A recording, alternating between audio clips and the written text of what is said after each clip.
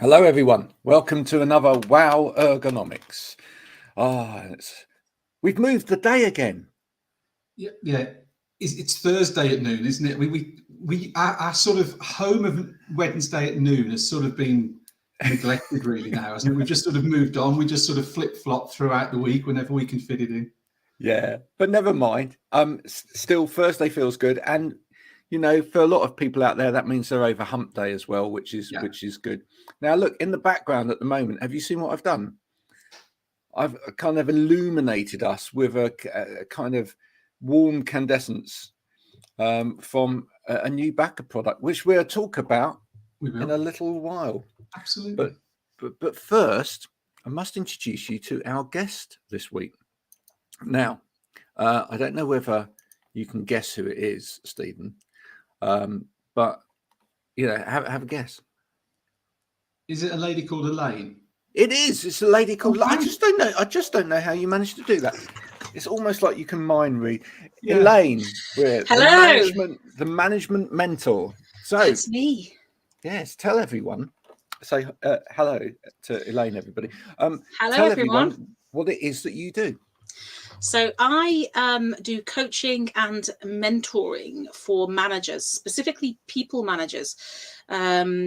So people who maybe have been promoted, it's their first job, or they've been a manager for a few years, but actually in true fashion, they haven't had any training, or they're not sure that they know what they're doing, to try and get people to recognize that we're managing human beings, not robots. Yes. Now, I love your posts on LinkedIn, and it was one of your posts that I initially commented on that got us talking. Could you remember what post that was? I think it's probably likely just to have something to do with working from home and outcomes, not outputs, probably. Yes, that's exactly. My big bugbear, if I'm completely honest. Well, and it's exactly one of the things that we talk about all of the time. So, what are your viewpoints on this whole working from home thing? So, for me, I think the key word when we're talking about working at all is choice. But we've seen so much recently. Lord Sugar being a fabulous example. You're fired. Yeah, that's the one. I wish I could say that to him. I wish somebody would, actually. If ever somebody's outdated and needs to retire, it's that man. And Jacob Rees-Mogg is a very close second. We mentioned him last week, I think, Graham, on the show, didn't we, or 2 weeks ago? Yeah. It's like complete eye roll, facepalm moment, if I'm completely honest. It's just this inability to recognize that we have moved into a different working space, and that people want choice, and that if somebody goes and I don't know, I saw somebody the other day moaning about someone cooking dinner while they were working and they were on a meeting, but they weren't needing to input, they were really listening. What difference does it make? And I think the word that I heard somebody or saw somebody say was a time thief. It's like, seriously, if we have to get to that point that we're managing every single second of your day, the person that needs to consider their behaviors isn't the member of staff, it's actually the manager. Yeah. It's the culture. So working from home, for me, I can't see why so many people get hung up on it. And also, it's about choice, because it doesn't work for everybody. Some people they will never thrive from working from home. Some people it's their absolute go-to, and for others it's a hybrid. And we should be moving towards a choice element. It makes a much more inclusive workspace.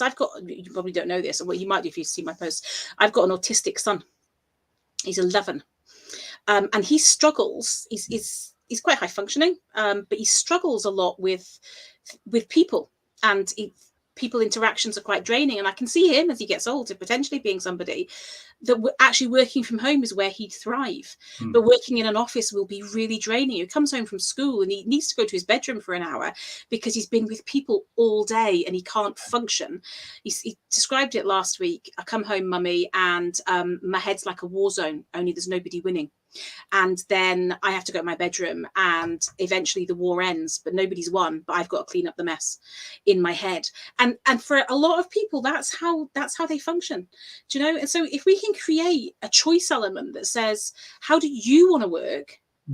Then why wouldn't I don't understand why we wouldn't do that. The reason we don't want to do that is actually because managers have a problem. not the staff working from home or doing hybrid or working in an office.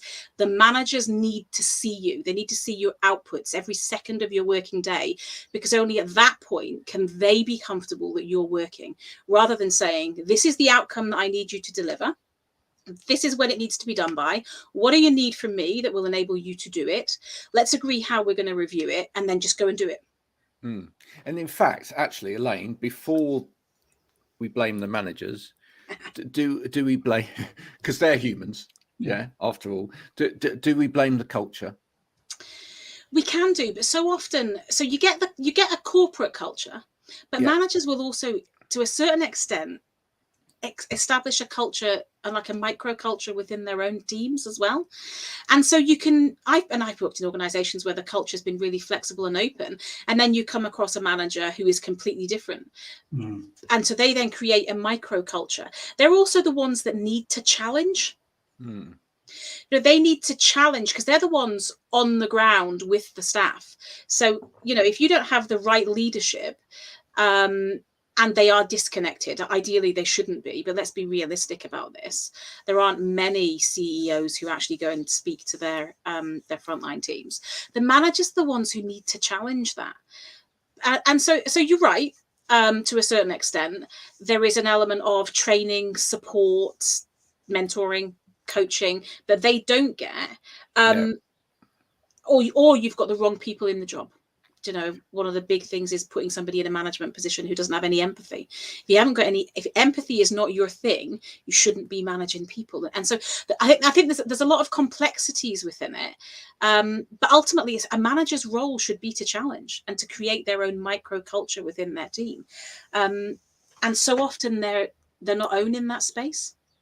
Yeah.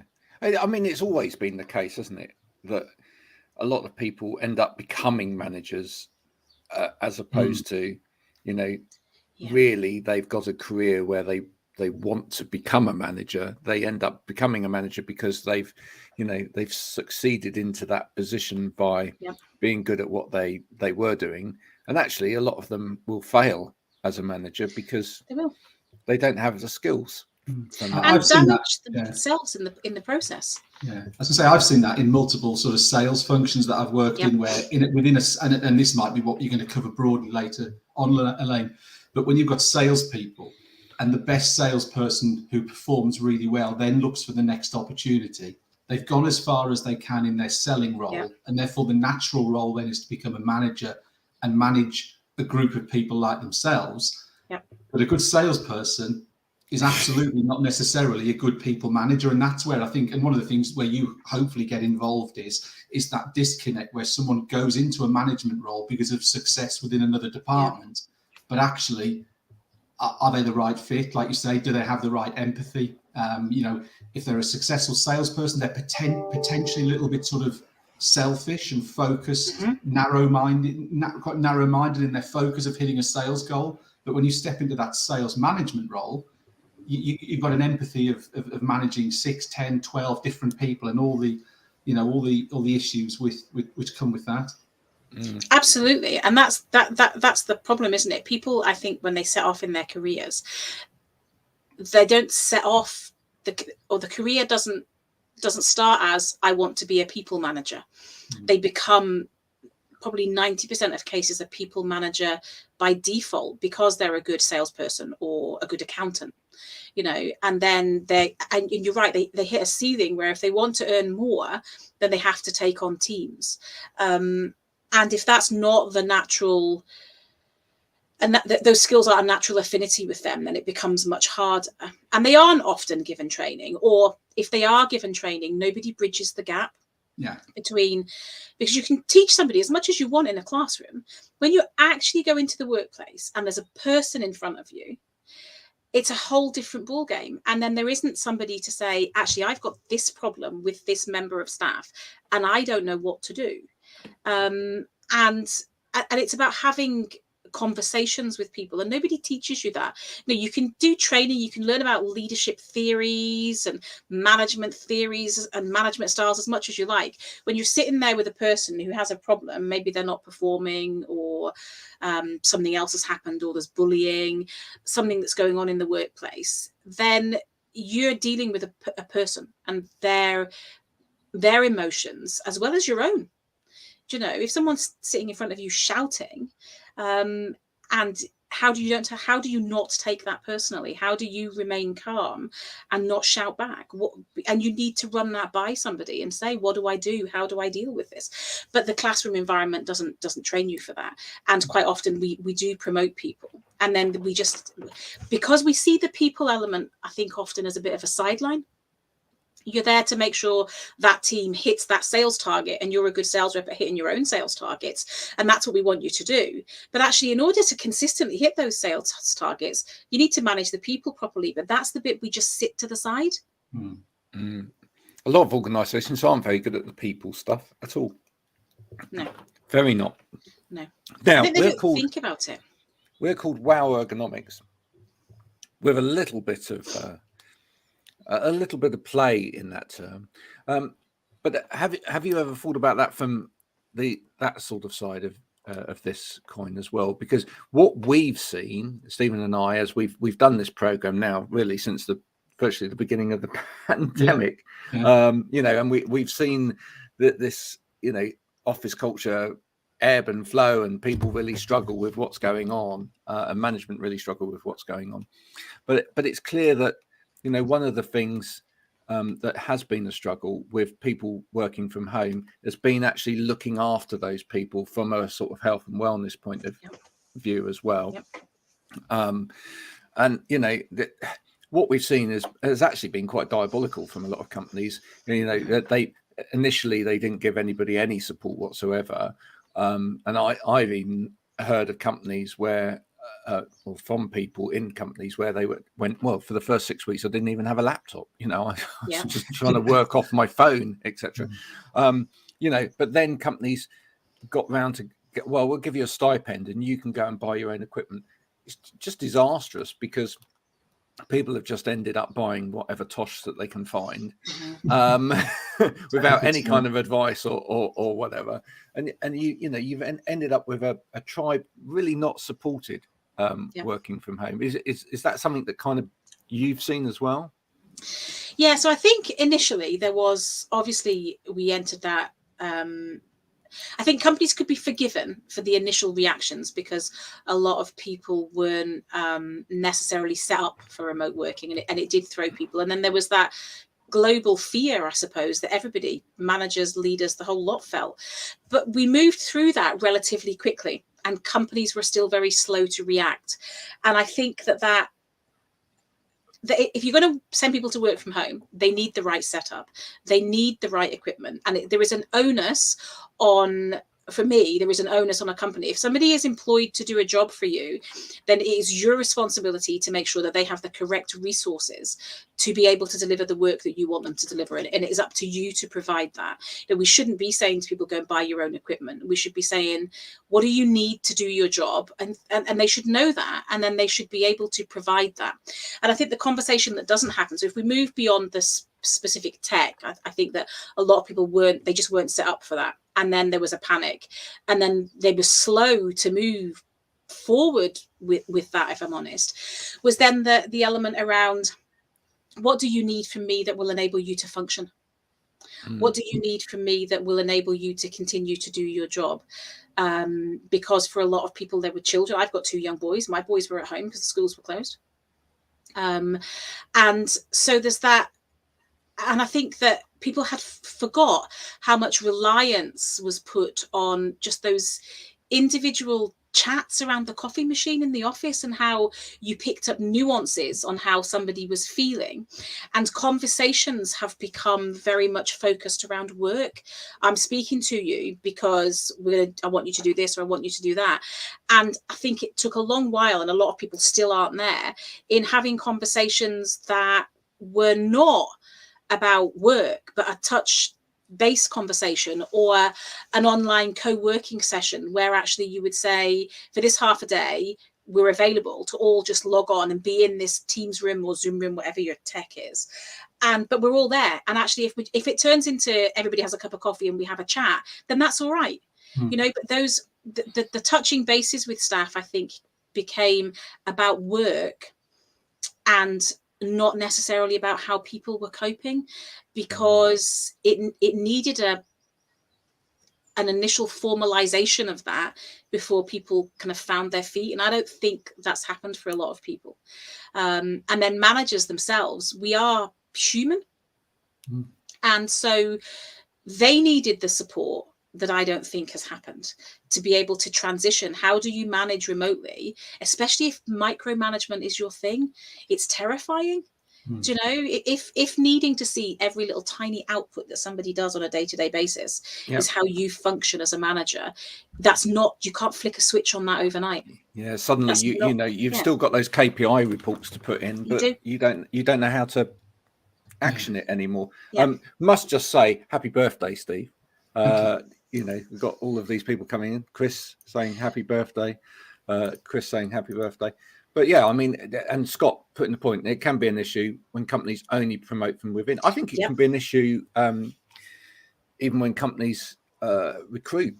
That they, you know, not necessarily recruiting management in quite the right order. Now, I want to talk to you about a favorite word of ours, or not favorite word of ours, which is which everybody uses at the moment. In fact, I just came from a network group and it was being used all the time in a different context, because I think people are just grabbing this word and using it, which is hybrid.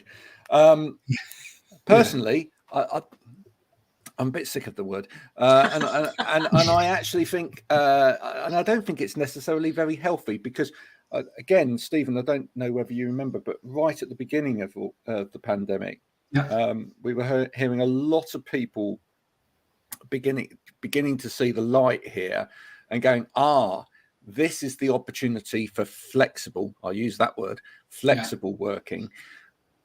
And now suddenly the language has kind of drifted into this word hybrid.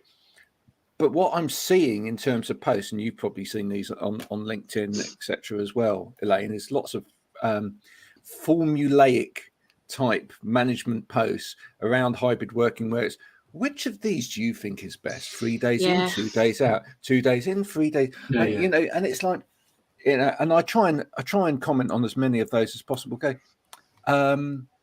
You can't put a formula on it, and that's the problem.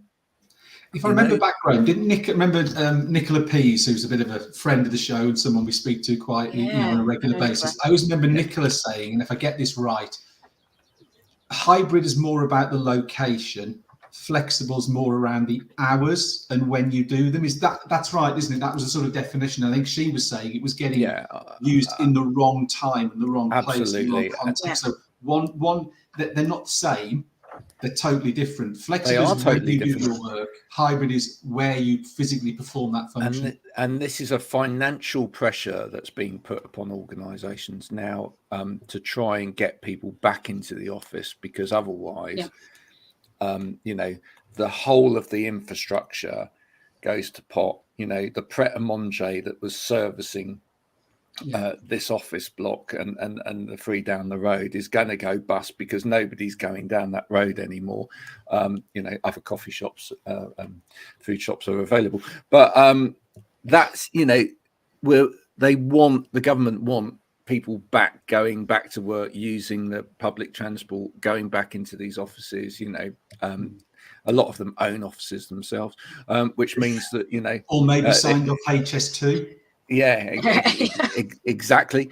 But the problem is people don't necessarily want to go.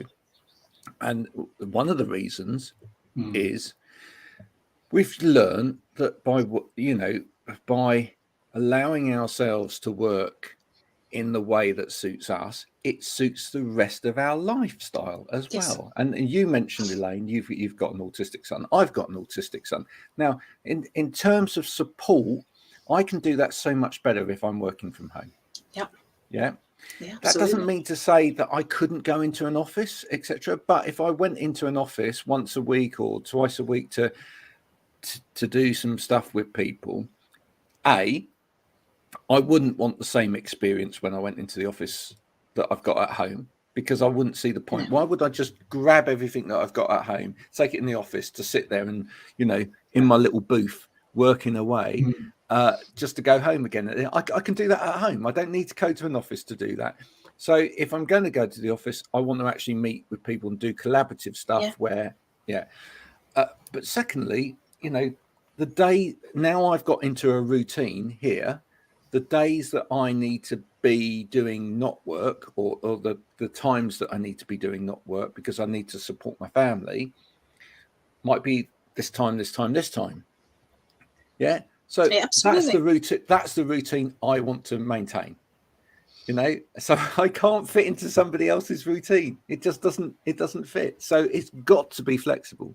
See, for me, I would take it one step further and say, and I use the word choice, that we need to give our staff choice on the location. And I can't see why there is a problem in a lot of cases on giving them choice on when they work. So me, for example, I like to pick my kids up from school and then work in an evening. What is if my job doesn't involve me dealing with, say, customers between a set period of time because the business is open, then why can't I say, well, I'm going to do a split day if that suits me, right? And that choice works for me. What's the problem? And so I think for me, there's a step further even that we need to go, which is that we need to be comfortable to have conversations with people that say, how do you want to work? We might create core hours, but then say beyond that, that's entirely up to you. How you, as long as you deliver the outcomes that I'm looking for you to deliver, then it doesn't really matter when or where they do them, as long as you're getting them. And I think that's the problem. We're still, so you're right. And I use hybrid around a location based thing, which is, are you working from home, are you working hybrid, or are you working in an office? But then the thing beyond that is, what hours are you working? And actually and so that's where your flexibility comes in. So if you then take the choice in, it's a choice of location and a choice of hours. And I think we're moving forwards on the location, or some companies are, but even these ones that are saying our staff are now working from home and not providing an office, that's not choice either. No. Because if you don't want to work from home, and for some people it doesn't work, then it's not helpful for them either. I don't think there can't be one size fits all. And I think when it comes to the working hours, we've still got a long way to go. In terms of companies, we're still buried to a lot in this traditional 9 to 5, when a lot of jobs, they don't need that. No. I also think as well that employers are missing the trick here potentially, because what if you're looking for a candidate for a job, but they can't do 9 till 5 or whatever, 9 till 4 doesn't work. So you're potentially ruling out a candidate who could be the best candidate for the job, who may say, well, actually, the hours that work better for me are 8 till 2, something with the kids, and 6 till 8 in the evening. So actually employers here are potentially getting access to better talent for their position. So if they don't offer flexible hours, actually, are they bringing in the right people for their organization? So again, I think you flip it around, there's a positive here. You're getting access to another talent pool that previously your previous job spec would have ruled out. Actually, flex your job spec and you rule a whole load of people in. Do you know what? Absolutely. Picking up on that point, Stephen, you remember when the whole Goldman Sachs thing happened, and you had those headlines about 95-hour weeks. My people will work; they're sleep in the office. Now, take that for example. It not only is that the welfare of those people at stake, because quite clearly anybody working those hours is suffering, but also really that could be a job share. Why not employ 2 people to do that? And then look how many companies have a problem because they invest heavily in one person. That person then moves on. Split the job. Have more people doing that role. Just there's a lack of common sense going on here, and actually some of it is to do with tradition and to do with the way we've always done it. And there is that I done it this way, and so will I do it this way. mentality hugely, and I think it's frightening for companies sometimes to look at doing things differently, and this is where managers need to push and challenge to say, my team could do it this way. I had a manager, and she was the first manager I had, and I remember having a conversation with her, and she taught me so much. And the conversation was, she wanted me to create a work plan, and I was like, oh my god, here we go, another document, I've got enough to do, and now I've got a big work plan to produce. And sat down with her, and so the conversation was, this work plan isn't for me, it's for you, because you're going to do loads of projects and deliver lots of outcomes, and then you're going to forget about them. At some point you're going to want to move on, and you will want a record of that, and this is your record, not mine. I'm not actually tracking you. I want to know that you're keeping a record, which was quite enlightening for me. She had a very different perspective. And then the other conversation we had was that I wanted to pick the kids up from school, or in fact probably nursery, because they were really young at the time, and asked, and she was like, you don't need to ask me in the level that you're at. Actually, all I need you to do is deliver the outcomes I want you to deliver. I don't care where you do them, I don't care when you do them, I just care that you do the job that I need you to do, and manage your own diary, do what you need to do, because it's your life, not mine. Liberating. Hugely, hugely. And there was a huge light bulb moment for me at that moment of, wow, this can be fundamentally different, and we don't look at it that way. And I've always then managed my teams in that way, with that's my perspective. As long as you do what you need to do to deliver the job, or tell me if you're having a problem so I can support you, then it doesn't matter. But I think it's frightening, because you've got to give up what a perceived element of control. You have to hand that over to the member of staff.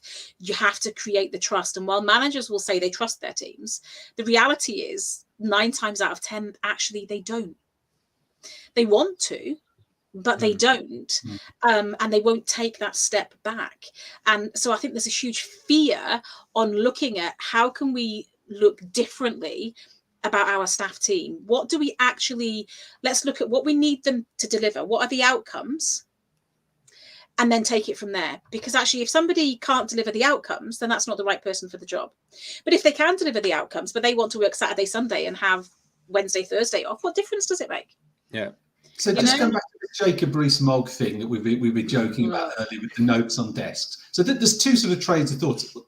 Is he just totally old school and doesn't get it? Or if you're really cynical about it, why does he want people in the office? Is it like you said before, is it because he's got money invested in pension pots that are invested in buildings in London? Or, is it things like you said, getting people to use public transport? It makes you start becoming a little bit cynical as to he either doesn't get it, or what's his personal agenda that's sort of sitting behind the whole thing. And you then start to think, well, hang on, are you going to get a massive talent drain from the civil service because of this? But if you think about it, the problem then becomes okay, so I don't know, 10% of the workforce leave because they can't work on they don't like the conditions. Okay, how are you going to replace them? Because everyone else out there, all the other employers probably offering similar type of roles, are potentially going to be offering flexible. So you're never going to get the people back.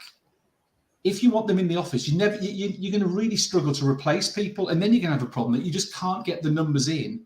And you end up probably offering flexible at some point. But you've lost all those people, and you've had to reinvest in new people. All the things that go with bringing on new people. So it's so short-sighted, because it's just going to create problems further down the line, all because of this, as I say, whether it's personal interest because of investment in the buildings, whether it's just being totally old school. But someone needs to have a word there, and high up, and say, you need to think about this. You're not the person who's going to have to deal with the consequences when we don't have the civil servants to produce these documents or this function or whatever they would be doing. I think you're right. I think there's a complex element in this, because I think sometimes he does things controversially just for the sake of it, to be honest.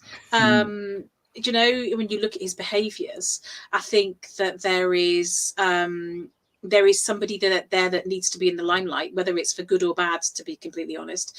I think so. So I think there's that element. I think there probably is an element of personal investment in there somewhere, but I think there is also then that bit of being completely out of touch. And you mentioned earlier, Graham, about, you know, the likes of Pret a Manger and other coffee areas are you know, companies are available. The reality is there's an onus on them to adapt. Yes. You know, the reality is the world as we knew it pre-pandemic, it isn't the same, and it's never going to be. Change? Why can't they? There was this talk, wasn't there, months ago, about them setting up within Tesco's or within retail parks, so that if people were working from home, they'd go out. If the rest of us can adapt, why can't those locations change where they are? Exactly. If there's no customer in location A, move to location B or C or whatever it would be. It's almost as if it feels a little bit sort of dog wagging the tail, as it were. It just feels completely the wrong way round as to how it's all being approached. I agree. In any other, you know, in any other area. So let's take standard retail. They have to adapt because people have been shopping online. They've had to adapt. Well, coffee houses and coffee companies and cafes, they have to do the same. The reality is we can't force people back into a workplace to say, well, we need to reinvigorate central London because actually people aren't working. Well, tough. Do you know, the world now needs to, that's the nature of business.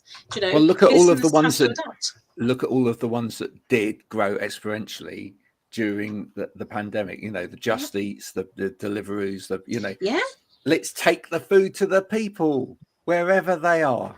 Bright, clever, you know. How often do we say it? And when you look at people with marketing and stuff, is if you're not selling something that people want in the way they want it, in the way they can access it, they aren't going to buy it. So if we're no longer going into these places where we're accessing coffee shops, it's the onus is on them to come to us. Where are we? You know, I live about, I don't know, half a mile or so from a motorway service station. I live really rurally, but I'm just off the M74.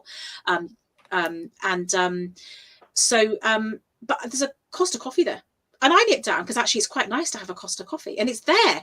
It's easily accessible, and I'm in quite a rural location. So it is possible to meet people where they want to be met, as opposed to saying we need to force people back into the workplace because we've got an infrastructure. That's providing there is a meeting space for you. Yeah. You know, and we've talked about that. That is something that a lot of empty retail, a lot of these spaces could do in the right locations. You know, they could turn to collaborative working spaces. That, you know, what you were saying earlier about give people the choice of location as well. You know, do you need a central building anymore, or can you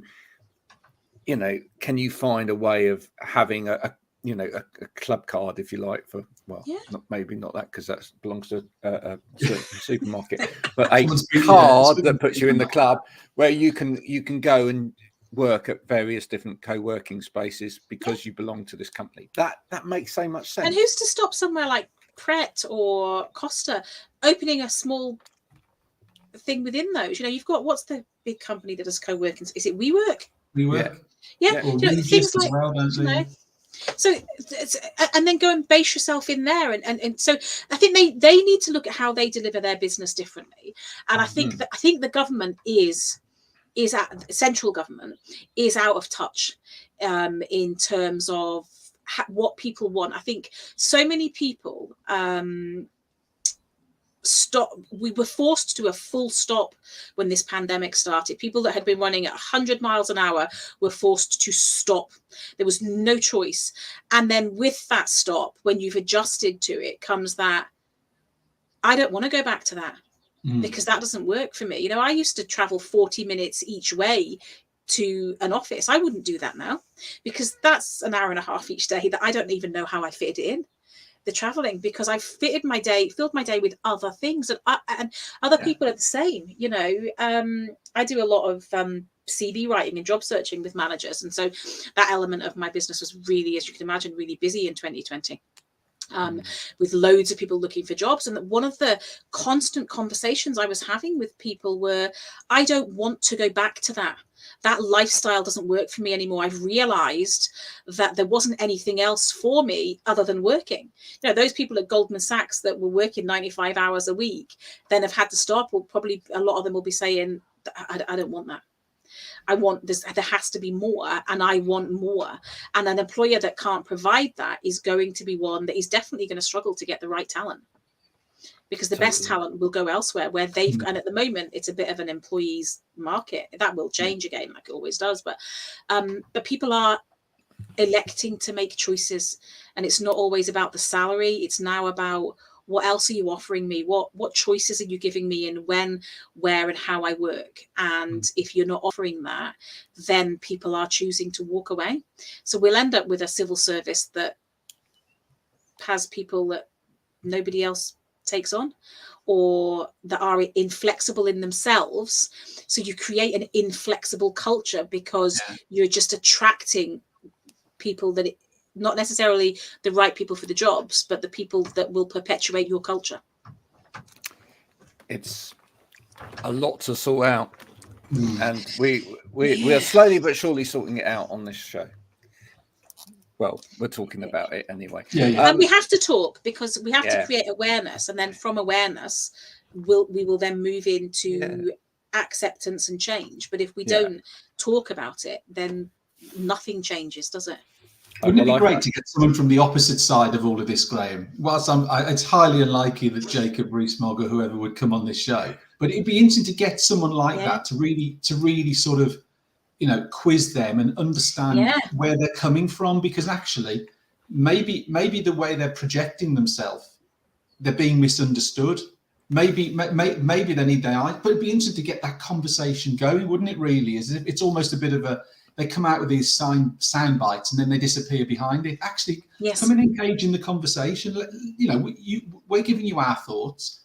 Give us your thoughts. Maybe we need to understand a little bit more. Maybe they are trying to get to something. Maybe we need to look at, you know, their angle as well. But I'd love to. There's plenty of them on LinkedIn. You just need to search "working for home" and you're bound to find loads of them. But actually, but you raise a good point, Stephen. It would be really interesting to actually have that conversation, to see what they're saying, as opposed to just words on a page. What is the issue? You know, what is the fear? What is the problem? What is the challenge? Where are the barriers? Or what do they see them to be? And to get, because if we know and we discuss it, then maybe we can come to it. Because they're being represented at the moment by the likes of Jacob Rees-Mogg and Lord Sugar, who quite frankly aren't putting across a very positive image for that side of the argument at all. Do you know, there's nothing constructive in their approaches. So to hear from somebody who might have a more constructive argument to form would be interesting. Stephen, we'll have to look out for someone. We have to have a little scour and see who we can find. Now, Elaine, one of the things that is important, as we said right from the start, is if people are working from home, is that they get their environment correct. And one of the things that you can just about see in the background at the moment is we have a bit of light. Do you actually have one there, Stephen? At all? Or... No, I did have it, and I've taken it somewhere else. Sorry. Just like that. Anyway, so we're going to have a little quiz now, which we'd like you to join in with as well. Okay. And anyone that's watching, they can also join in. Hopefully, you've got your mobile phone with you, Elaine. Do you have a mobile phone? Yeah. I okay. do. And it's a smartphone, yes. Yes. Okay. Cool. Good. I have to ask. I mean, my mum's still got dialing on hers. She's got the right idea. Yeah, I think she probably has. Anyway, so the way to do this is in a minute, I'm going to share screen and you'll see a URL, a little web address, which you need to put in, which is vvox.app, which you put in at the top. And then there's a code which will appear on the screen. And if you put that code in, that will let you in and you'll be able to add your name. And then you can you vote for the correct, it's multiple choice. So, you know, there's a chance for the correct answers. And what we do every week is we test Stephen on his knowledge of something on the back at Elkheisen, who sponsored the show, their website. That's who Stephen works for. Okay. So he's not done too badly so far. He's still in employment, so we know that we know it's not going too badly. No. But this week it's all about the new product that they have, which is this new light, which he'll be able to tell you about in a minute as well. All right. So you've got as much chance as anybody, honestly. We going to share the screen. I wonder if Chris Barlow's out there. Chris might join. He'd like to join in the quiz, you obviously know a lot about this particular product already. I'm sure you've. There we go. We saw the product. There it's gone. There we go. So I'm going to start this session. You can all see that? Okay. Yep. Yeah. So if you go to vvox.app on your phones or tablets at home, and you put in the ID number 116587241. That number again, 116587241. Thank you. You've now donated to charity. Okay, right. We're going to open the poll. And there is the product. Now, you actually can draw on your screen for this one. On the energy by light below, where does the asymmetrical light frame emit from? You can actually just draw a dot on the screen. I'm going to show the results as people do them. There we go. 2 in that area. Third one. We've got 3 people playing. Just waiting to see. And, well, we're close at that point. Let's see if you were right. And the correct answer was, yes, 100% correct. Well done, yes. So just explaining this, Stephen, this light actually produces an ambient light, which comes out of the main body of the device. Which is good for your it's good for how you feel about light. Circadian rhythm. It's all about your rhythm. Yeah, but also you need a light source coming out of it which helps you with your work. So there's a separate light source that comes out of it which focuses on the work that you have on your desk. There we go. There you go. So the next one is energy by light combines a perfect light distribution on your desk with what effective lighting? Is it biologically, psychologically, emotionally sensitive, or sad? Okay. 3 people answering, and the correct one is biologically. Biologically. Did you want to explain that, Stephen, at all, or shall we just move on? No, I mean it's also, it just ties back to the whole sort of ethos of the product, which is basically the fact that, you know, for thousands of years we've sort of operated as humans outside in conjunction with the sun. So, you know, how the sun, you know, starts in the morning, operates throughout the day, and finishes in the evening. So it's just a case of trying to help in effect replicate the sun in an inside environment. So that actually, so we actually feel energy, actual energy, when we need it in the day, and towards the end of the day we actually feel tired, which is what we need to do so that we actually go and get some sleep. Because artificial light, in effect, is stopping your body release natural hormones throughout the day. So that's why you find a lot of people feeling extremely tired at the end of the day. Yeah. But equally on the flip side, also struggling to sleep. So it's because your body is totally out of its sort of natural rhythm, because you're operating in artificial light, which is coming from ceiling down rather than from coming all around you. Yeah, important stuff. Equipped with automatic daylight and what sensors? So what's the other type of sensors that this beast has got? Movement, presence, environment, acute. Is it politically correct to use the term thick? I always like to leave that one in there.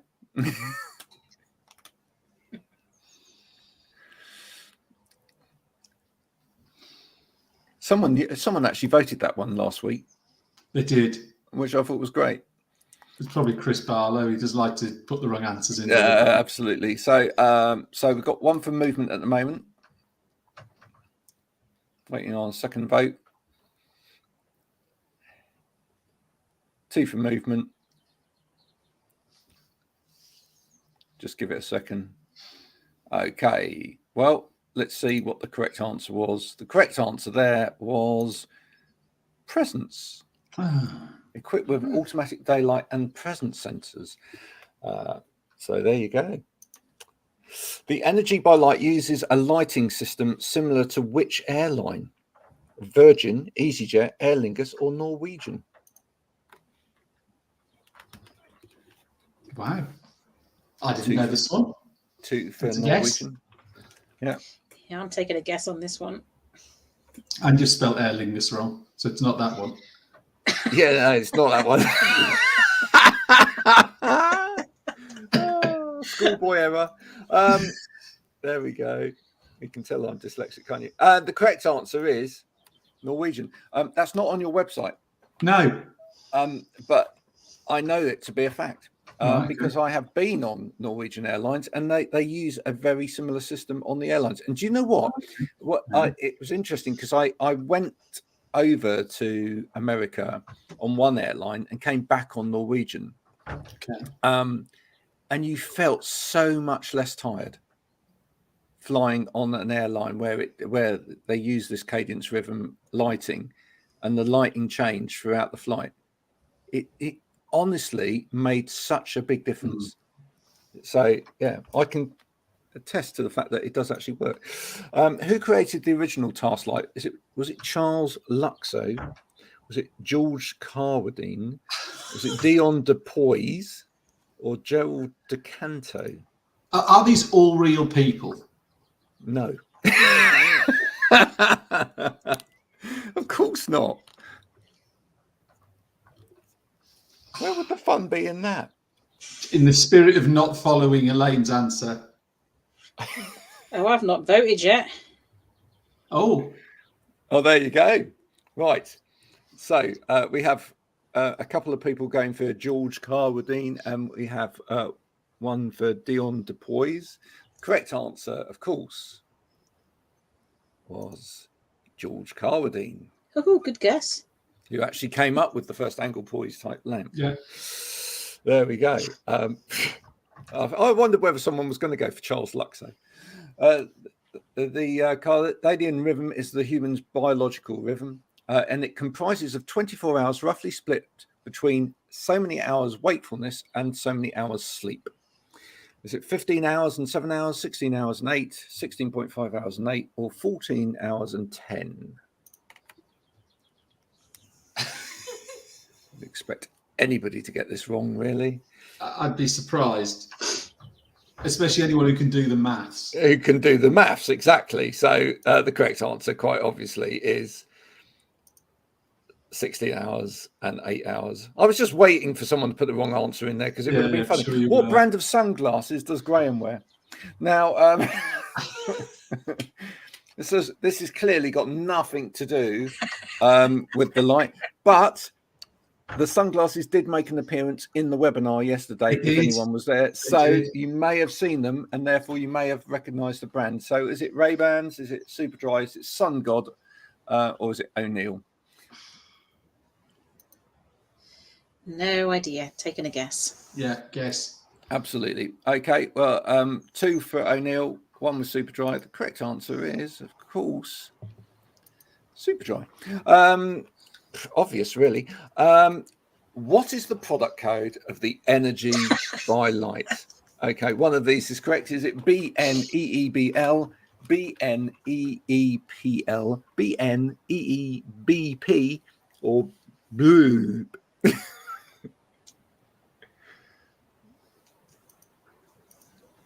Which one's it going to be? The correct answer is BNEEPL. Little bit of homework to be done there, Stephen. It doesn't make any sense. I know. We do have a winner. Let's see the winner. So we have clear first, second, and third today. Let's see the full list. Elaine, you've won! Woohoo! Wow. Elaine, I've got to tell you, I can come back in here, that what we do with that is if somebody wins, Elaine, then we offer them the chance to get some ergonomic equipment from Stephen. So all we ask is if you send us a picture of your current desk setup, and we will supply you with. Do you work? Are you a laptop worker? Do you work from home on a laptop, or what do you have there?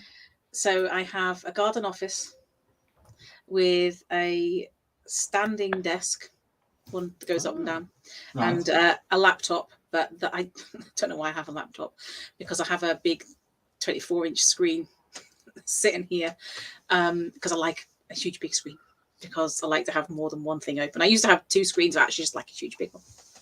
Okay, so is it a separate keyboard and mouse with the laptop, or? Yeah, wireless. Yeah, she's probably got a really good setup by the sound of things. Sounds good. which is good, but send us a pic of your desk, and we'll see what we can do for you. Yeah, send you something to enhance the whole situation for you. Absolutely. There you go. Thank you very much. Elaine, thanks for joining us today. Have you learned something? We've certainly learned something from you. Yeah, it's interesting to talk about it, because I think quite often when you don't, and that is one of the things of working from home, is I think you get set in your own ways sometimes, and to have people challenge you or to have discussions about things is really useful. Yeah. No, absolutely. That's what we're here for every week. We try and open these conversations up so that, people can then go on and discuss them. And I think, we try and widen the network as well, I suppose, for people, because I think although LinkedIn, for example, is a really good platform in terms of getting response out there, sometimes it can be quite difficult to move into a different lane. Yes, with that, because you get the kind of people that are gravitating towards what you're saying already, but it's reaching the other people that have thought, I never really thought about that. I've just had a look here. I've had a connection request from Jacob Rees-Mogg. I wonder if I should accept that. Oh yeah, I've heard of him. Yeah. I'd be careful. I'd be careful. Yeah. It's a dodgy one, that one. You want to... You might be working longer hours if you accept that one. Yeah, there you go. Elaine, thank you so much for joining us, and we'll speak to you soon. Grant, thank you very much. Cheers. Bye for now. Bye-bye. Wonderful discussion today. Yeah, excellent. Really. There you go. You can now see the light in the background. There it is. Just look briefly for people that weren't there at the webinar yesterday. Just talk to us a little bit about this product. Yeah, I mean, it's a product that, and say you hosted the webinar, Graham, but it's a guy called Stephen Edwards, who's sort of been in the lighting industry for 37 years, I think he said. He's done a lot of the sort of the scientific sort of research behind it, and then he's worked in partnership with John Van Hooft, who's back at Elkhausen's CEO, but he's also heads up our sort of R&D department, and they've come, and the output from all of that is Energy by Light, which is the new product that's just been launched, and as we've just touched on, it's really around providing the body with light that ties in with the sun. So the light, in effect, the natural light that you're missing out on when you're working in an office, at home, wherever it would be. And it's all about introducing that light to your day. It's a light that, in effect, and I think as you touched on before, there's the small sort of eye element is the task light. So that is what will light up your sort of working area.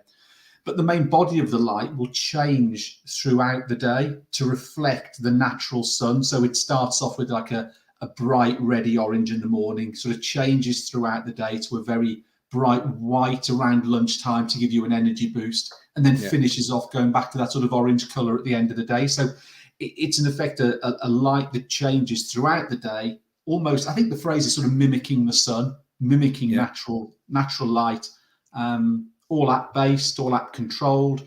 But yeah, a really interesting product. And as I say, we've had some fantastic feedback on it thus far, and we're really excited to be sort of adding this to our sort of portfolio of products. I mean, listening to Stephen talking about it yesterday, there was stuff in there that I didn't know, especially about the some of the fairly recent discoveries about biological discoveries about the receptors in the eyes, etc. Yeah, did you say 2002? Which 2002, which is amazing. 20 years ago. When he said that, I sort of had to sort of double take. Did he say that, or did he mean 1952 or something? It was quite 2002. So you're not talking about that long ago. No. Which means that we now understand that, in terms of what our eyes are seeing in terms of light, there is both a receptacle in terms of the physical reception of the light, but also there is a emotion, if you like, a sort of emotional receptacle there, and that we are, what we perhaps knew before as we may have known, I feel better at this time of the day, with or I feel better if I'm within this kind of rhythm. We might not have understood the science behind it, but we now know that physically this isn't just myth, or something that someone's made up, that biologically it can be proven that the body actually changes the signals to the brain, etc. Did he say it goes off to the pituitary gland as well? Was that right? I think that was what he said. It was deep. It was well beyond GCSE biology, wasn't it? It was like sort of well, it's this webinar. Yeah, this webinar is going to be available for review. So anybody that's interested in that, we will put the details of that on the Wow Ergonomics website, so that people can go and sign up and watch it again, because frankly that bit blew my mind, and I think it's worth understanding what this actually does. But for anyone that is working from home, and we made the point again in the webinar that it might be that you've paid a lot of attention to the lighting in the rest of your home. People often put really good lighting in the bits where they're showing it off. Yes, but what's happened within the last couple of years is that people have, found the odd space in their home in order to do the work. So it's in the corner, it's in a cupboard room, it's in a whatever. It's not stuff that are placed necessarily where everybody else sees it. So you haven't necessarily thought about the lighting in that area to the same extent as the beautiful chandelier that you've got overhanging the TV area where, when all the guests come round. So, if it's as much of an ergonomic or part of it, the ergonomics, good ergonomics of a space as anything else is what the light is in that space. It can really affect how you work. So if you're looking for, a solution for that, check it out, because that would be good. So it's been a good one this week. I really enjoy that whole conversation about management and where it's all going. And also I was going to say to you as well, mentioning hybrid, what I learned was that I don't know whether I've said this before, but hybrid is also a word that a lot of disability and inclusion experts are trying to get rid of as well. Yes, because it is just too restrictive in terms of anybody that's trying to be included. Finding proper inclusion, we've got to seek out proper flexible solutions for people going forward, and I think the ergonomics world is playing a big part in that in the moment. If we can create solutions that enable people to work wherever they're working, comfortably, then that's great. I think Elaine said, didn't she, well, about her son who's 11 and is autistic, couldn't see him working in an office environment, but actually that home setup would be absolutely perfect for him. And you think prior to that, someone who maybe had autism would be pushed into that situation and feel uncomfortable, where actually it's a whole world of opportunity has come from all of this, hasn't it? From the whole flexible sort of drive, giving him the opportunity to really perform in a different physical environment. Yeah, and I'll also say even from the situation of things like specialist seating manufacturers, etc. You know, there's the other opportunity that comes from enabling people to work from home is maybe the fact that people feel that they can actually have the equipment that they want, or sorry, the equipment that they need, as opposed to the equipment that makes them look as though they fit in with everybody else. Yeah. You know, if we can enable people to work from home comfortably and properly, it means that I can have that chair that's got those additions to it, which I do actually feel comfortable in. But if I had it in the office, I might feel people are looking at me and think, well, why have they got that? You know, so I think there's a lot of freedom that's provided to people by being able to have the choice. And it's the choice that's really important. It's been a good one. If you want to catch old episodes of this, which I know Chris says he has, well done, Chris, for listening. You can listen to this every week on Spotify. Again, you can find the link to subscribe to that on wellbeing.com. We'll be back again next week with another edition. Until then, bye for now. Bye-bye.